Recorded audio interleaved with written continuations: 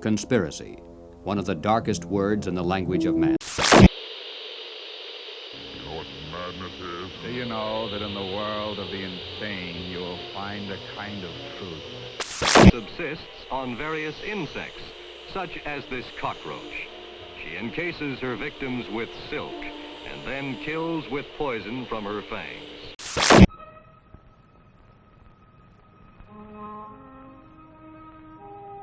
Christmas time, the holidays. Is this the way they end for me here in this place? It's a mental hospital.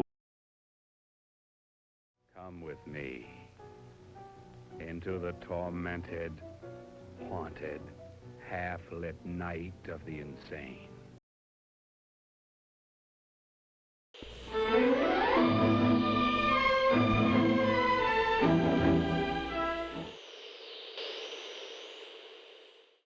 When Susan Segal stopped practicing transcendental meditation, that was the moment when she finally entered a state of spiritual enlightenment. It wasn't because she had reached a state of spiritual knowing. Something else had happened without her control. At the deepest part of her enlightenment, Segal experienced euphoria at every moment of the day. But at the beginning, all that signposted what was to come was the total loss of her ego and her sense of personhood.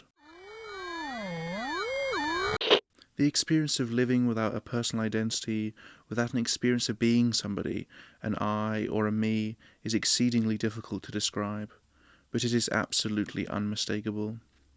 It can't be confused with having a bad day, or feeling upset, or angry, or spaced out.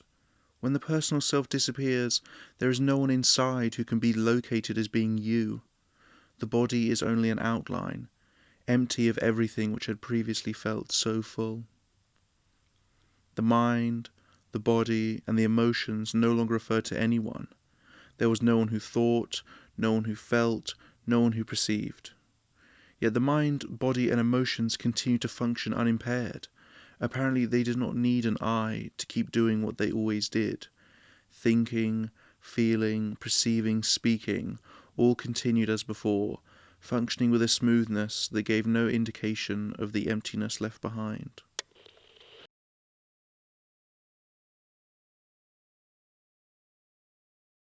But as her condition deepened, Segal spoke of the vastness. The purpose of human life had been revealed to her. The vastness created these human circuitries in order to have an experience of itself outside of itself that it couldn't have without them. In the beginning, dealing with the fact that she was not a person with a consciousness and was instead a spoke on the wheel of this great vastness was liberating. But towards the end, she wrote that the vastness had become ever vaster for itself. Segal found this alarming and stressful, and the moments before her death were times of great physical and emotional turmoil. Susan Segal died at age 42 from a brain tumour. The spiritual teacher U.G. Krishnamurti experienced a similar collapse in his consciousness, and spent the remainder of his life telling those who sought his state of egolessness that it was practically impossible for them. The U.G. came upon a way out, he told his countless interrogators, was nothing but luck, nothing he knew anything about or could pass on to others. To their pleas he immediately replied he could not help them, nor could they help themselves. Tem Horwitz's near-death experience of anaphylactic shock gave him a taste of what permanently afflicted U.G. and Segal. His account is chilling. There was no vestige of self-importance left. It felt like death had obliterated my ego, the attachments I had, my history, who I had been. Death had been very democratic. It had eliminated innumerable distinctions. With one bold stroke my past had been erased. I had no identity in death. It didn't stay erased. Some would say that was the real tragedy. But it was erased for a time. Gone was my personal history with all its little vanities. The totality of myself was changed. The me was much smaller and much more compact than it had been. All that there was right in front of me. I felt incredibly light. Personality was a vanity, an elaborate delusion, a ruse. What do these accounts tell us about human consciousness and what it means to be a person?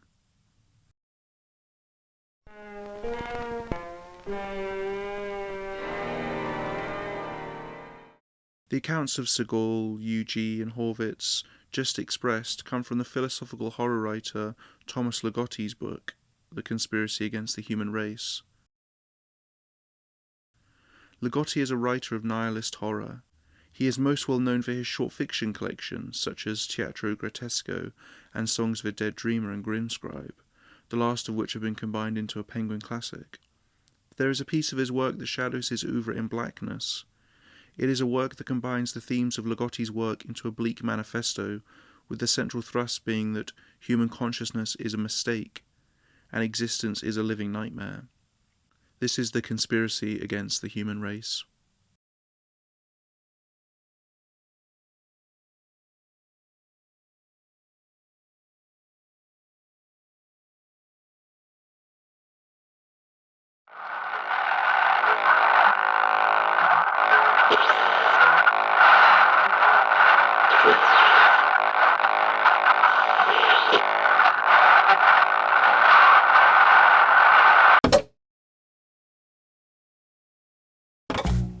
We are paradoxical creatures to Ligotti and his guiding star, the Norwegian pessimist philosopher Peter Zapf. Creatures that are cursed with a damning surplus of consciousness, and as such we must use repressional techniques to dampen our consciousness. For the rest of Earth's organisms, existence is relatively uncomplicated. Their lives are about three things: survival, reproduction, and death. But we know too much to content ourselves with surviving, reproducing, and dying. Ligotti quotes the writer Joseph Conrad, who put it as succinctly as possible when he expounded to a friend that, if only we could get rid of consciousness, what makes mankind tragic is not that they are the victims of nature, it is that they are conscious of it. To be part of the animal kingdom under the conditions of this earth is very well, but as soon as you know of your slavery, the pain, the anger, the strife, the tragedy begins. We can't return to nature since we can't change our place in it. Our refuge is in stupidity. There is no morality, no knowledge, and no hope. There is only the consciousness of ourselves which drives us about a world that is always but a vague and floating appearance. And as such, the whole of life and ourselves is propped up to hide this pernicious fact, to dampen our animal brains that have become self-aware. As will be discussed in greater detail later, the human mind is a system of repressional mechanisms to keep reality at a distance. Furthermore, the idea of a you or a me, an extant person, is simply a further mechanism that we will cover in a moment. Ligotti goes into precise detail on Zapf's four methods by which the human animal limits its consciousness. 1. Isolation. 2. Anchoring. 3. Distraction. And 4. Sublimation.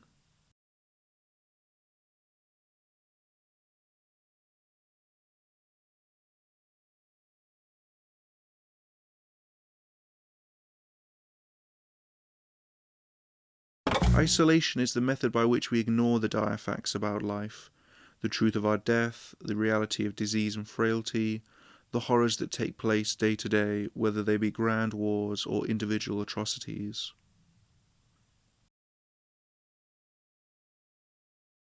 The second is anchoring. This is the method by which we hold on to social and spiritual values to give our lives meaning. This is believing in God. It is having patriotism for your country, even though it is a landmass that you fell into by chance. It is our family that holds stabilizing powers in our minds and gives life meaning rather than the blackness that exists behind things, that we are animals that have created this game in the void to stop us from falling in. Camera 1, move in close on the girl. Television and motion pictures are alike because in both, a series of still pictures is flashed rapidly before your eyes. So rapidly that the memory of each picture lingers long enough so that it blends with the next picture and the object of the picture appears to move.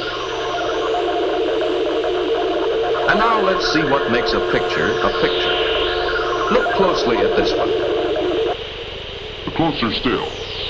Let's use a magnifying glass.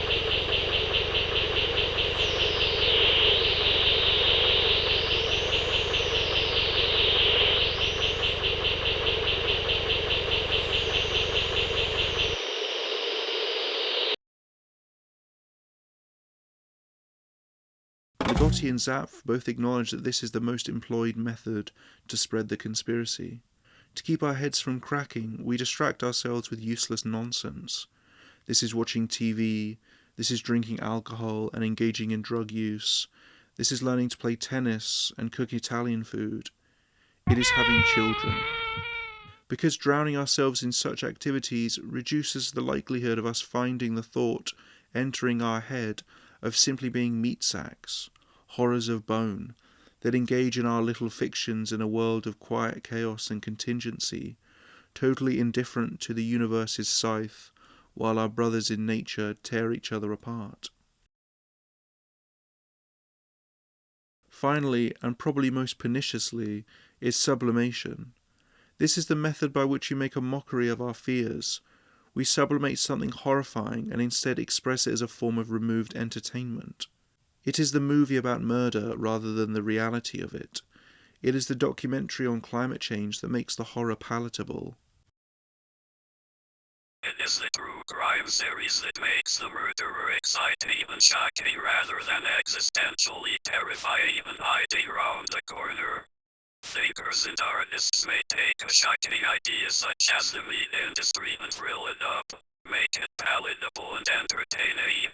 It is not simply raw footage of animals being slaughtered. It is a story, a narrative, something to get stuck in. Some animals escape, others must die to raise the stakes, and so on. We can only provide a pale representation of the world's horrors, as such things can only be truly known when they hit you. Instead we placate ourselves with the neutered version. Man is a singular creature. He has a set of gifts which make him unique among the animals. Alvila will be comforted, bottle-fed, even burped and diapered, for without constant care she would surely die. She will begin to orient to the attendant, her surrogate mother, and in time develop a strong attachment to her. Initially, Alvila's preferred sleeping position is... When we and our prototypes of that world, the world before consciousness evolved, our lives had as little plot to them as the doings of Earth's flora and fauna. Later, as our consciousness began to inflate, we strayed off from the natural. Our bodies stayed behind, but our minds searched for stories with better plots than just survival, reproduction, and death. However, these stories could not be set in the natural world, where there are no stories, where things just happen willy-nilly, and events have no meaning outside of material practicality. These stories had to have plots at a distance from biology. Ask any medical researcher in his home sweet home if he thinks of himself and his wife and kids in the same way he does the animals he left back in the lab. The rest of Mother Earth's creatures can content themselves with simply eating, reproducing, and dying, but we have the perception of selfhood. We are driven to want to succeed. We have shame and guilt and a myriad other emotions that regulate our lives. We have emotions that imbue meaning into things. But how can we square this with nature? In the words of terror management theorist Ernest Becker, man literally drives himself into a blind obliviousness with social games, psychological tricks, personal preoccupations so far removed from the reality of his situation that they are forms of madness, but madness all the same.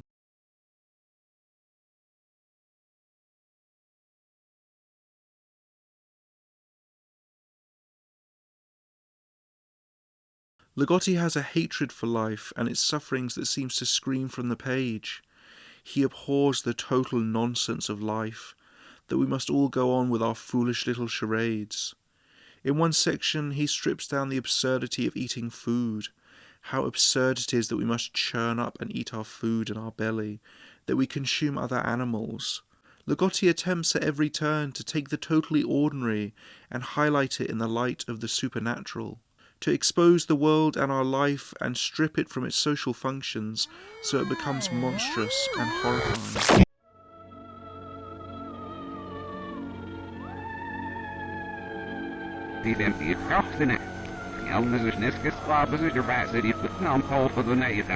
without changing bulbs. In color, of course.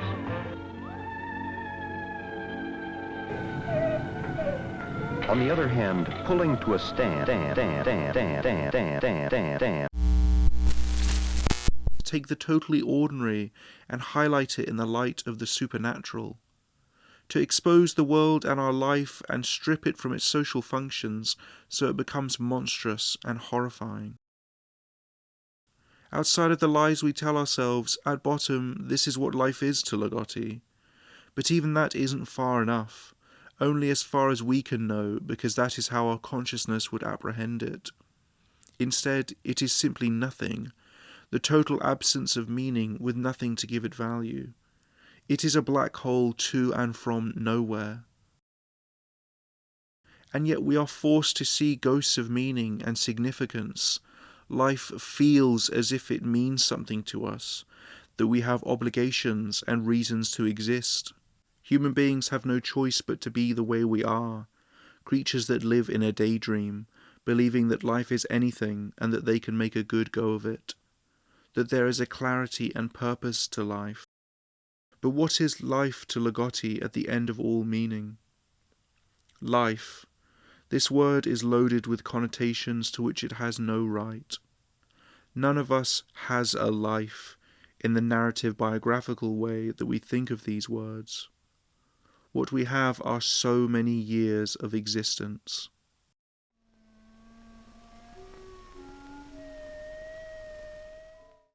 So what of these mechanisms that keep us repressed, that make us feel as if there is a person living inside our bodies with a purpose and life? Having already established that we are over-evolved creatures that must repress the world, he attacks the very idea of an identity. Through the neurophilosopher Thomas Metzinger, he strips this concept to the bone. In Metzinger's schema, a human being is not a person, but a mechanistically functioning, phenomenal self-model that simulates a person. The reason we cannot detect these models is that we see through them, and so cannot see the processes of the models themselves. If we could, we would know there is nothing to us but these models. As such, we live in a state of naive realism. This returns to Segal and her ego death. For her, the ball dropped, the self stopped running or was destroyed entirely, and the jig was up. No more illusions, no more you and me. Metzinger doesn't characterize us as persons, but instead information processing systems, for which it is expedient in an existential sense to create the illusion of being a self. An explication of Metzinger's stance is laid bare here. The object man consists of tightly packed layers of simulation, for which naive realism becomes a necessary prophylactic in order to ward off the terror concomitant with the destruction of our intuitions regarding ourselves and our status in the world. Conscious subjectivity is the case in which a single organism has learned to enslave itself.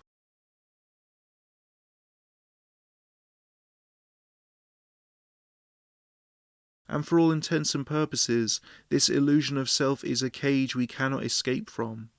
For Metzinger, as expressed by the egoless crowd of UG, Segal, and Horowitz, it is essentially impossible to become aware of our nothingness, except through significant trauma or the practically impossible enlightenment spoken of in spirituality, because of the inbuilt cage of the human mind. It is like a box trying to escape a box. It is absurd and impossible. The part that could escape is what is needed for it to function.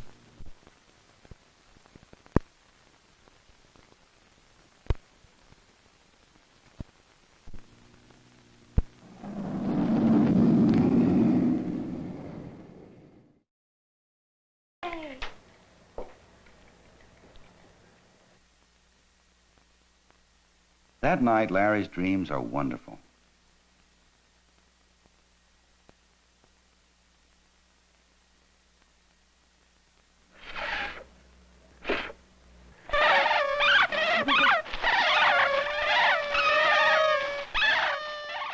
If the mind is working to repress us, give us the illusion of personhood, then what about the body?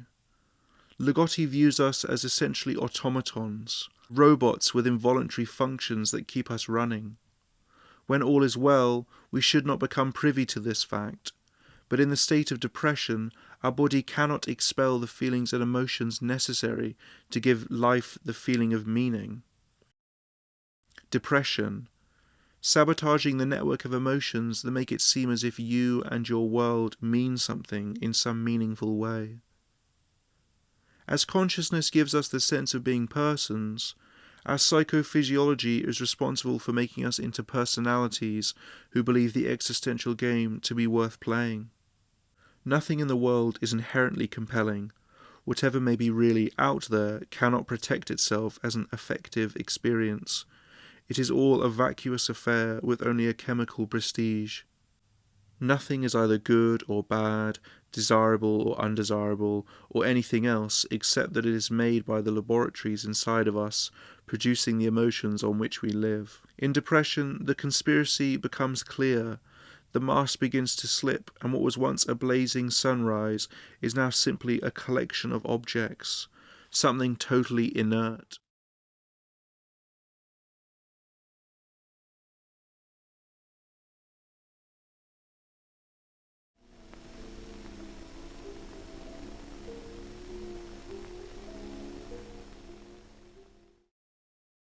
So what is the choice?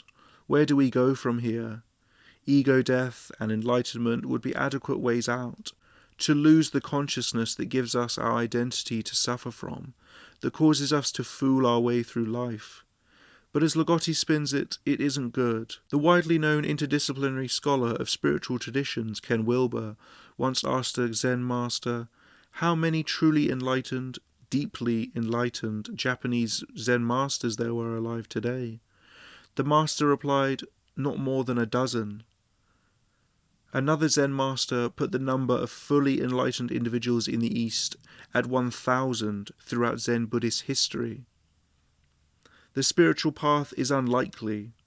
What is left? The anaphylactic near death of Horowitz?